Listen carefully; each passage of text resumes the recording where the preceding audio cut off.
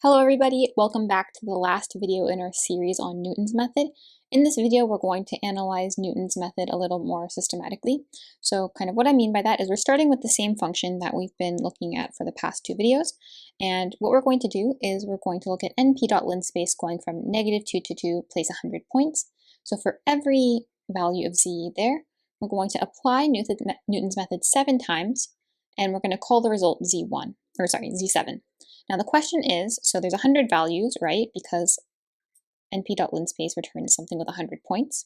So we're wondering, at the end of running these 100 points 7 times, how many of them give us a good estimate for a root of f? And we're defining good to be meaning that f of z sub 7 lives between -0.001 and positive 0.001. So the absolute value is smaller than this number here. So to get started, I have the usual suspects imported. I have f, the derivative, and Newton's method defined here. So now let's kind of set up our problem. So let's start, we're going to say, oops, didn't mean to add that. So okay, we're going to say z equals np dot linspace, go from -2 to 2, start at 100, or sorry, -2 to 2, include 100 points. Getting a little bit sleepy. Okay, so we want to think about this as we're going to store the results in a NumPy array where each row represents a single input value in the 7 experiments. So what we're going to do is I'm going to say ARR equals np.zeros. How many rows do I want? Well, I want 100 because that's how many different points we're trying. More robustly, we can say put the length of z. So remember, I need to put dimensions in a tuple. So I want length of z, number of rows. How many columns I want are repetitions. So here I'm saying reps equals 7, and this should be reps plus 1 for the same reason it was in our previous videos. Remember, the starting point is always the input, and then we do the 7 rounds of Newton's method, so n plus 1 altogether if we have n reps. All right, looking good so far. Now let's set the first column equal to our starting points. So remember, this z represents all of our starting points. So I'm going to say ARR, take all of the columns in, or sorry, all of the rows of the 0th column, and I'm going to set this equal to z. Run the cell, that's looking good so far. And now let's populate our array with the results of Newton's method 7 times. So I'm going to say for I in range reps. So this is exactly the same as the previous videos, except now we're just dealing with a 2-dimensional array. So in the previous videos, we would say take the array at the I plus 1 position. And here that's fine, we just want to specify all of the rows in the I plus 1 column and set that equal to newt of, and we want to apply this to array at I, so the ith column. So take all of the rows in the ith column. So we can run this, no issue. And let's call a variable results. So remember, the very last column of this array tells me the results of each point after 7 iterations. So this is going to be ARR, colon meaning take all the rows, -1 meaning of the last column. Good. So then we could look at results, and we can see here, this looks pretty close to 0, so -1.7. Actually, no, that doesn't look close to 0. I was expecting this to be a little bit different.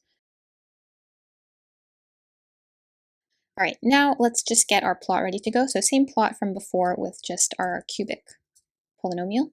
So fig.x equals plt.subplots. X is going to be np.linspace. Go from -2 to 2.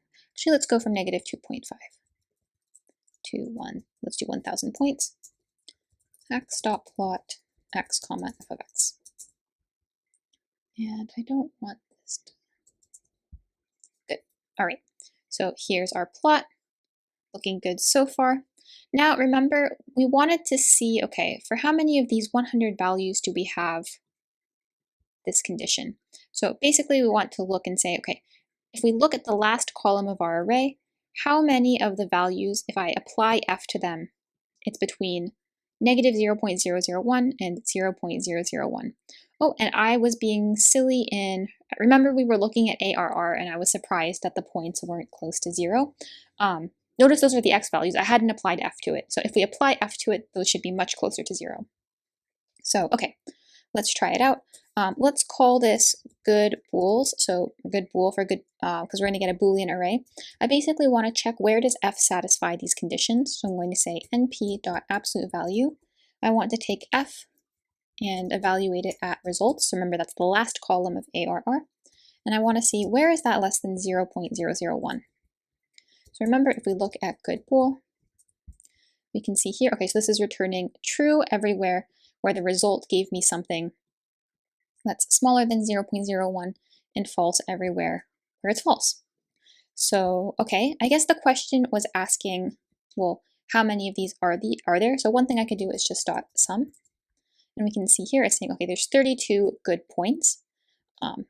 So that answers the question. But otherwise, okay, let's try plotting these good points. So I want to see kind of what are the x values where if I use that as an input point, then I get a good estimate at the end of 7 iterations. So what we're going to do is, remember, z represents our points -2 to 2 and the 100 points in between. So what I'm going to do here is back to the plot. I'm going to say, let's see, good points. Maybe I should just call it points. Yeah, I'll do this. I'll say PTS for points equals z evaluated at good bool. So remember, this is going to return all of the values where, so remember, z represents our input, the original x value, everywhere where that results in a good outcome. So these are our points. Now what I'm going to do is I'm going to say x.plot. I want to plot points, comma. Now I'm going to make a mistake here. I'm going to say 0. Remember, we expect them to be 0 because these are kind of where these tangent lines intersect 0. But now, okay, what do I want to say? Basically, there's a mistake here. So I have 0. I'm going to plot these with KO, so black circles. Now see if you can spot the mistake.